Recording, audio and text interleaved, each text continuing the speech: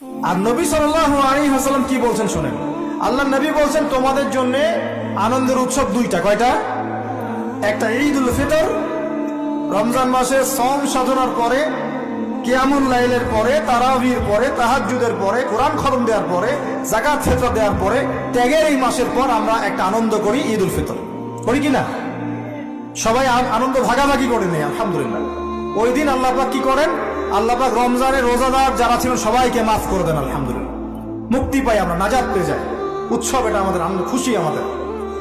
আরেকটা হচ্ছে ঈদুল আজহা, যখন ওই যে ইসমাইল আলাইহিস সালামকে যে কুরবানি করার মহান স্মৃতি, সেই স্মৃতিকে স্মরণ করে আমরা ইব্রাহিমী চেতনায় আবার কি করি? ঈদুল আজহার এই পশু কুরবানির মধ্য দিয়ে নিজের পশুত্বকে কুরবানি দেই, আল্লাহর সামনে আমরা আত্মসমর্পণ করি। করি কিনা?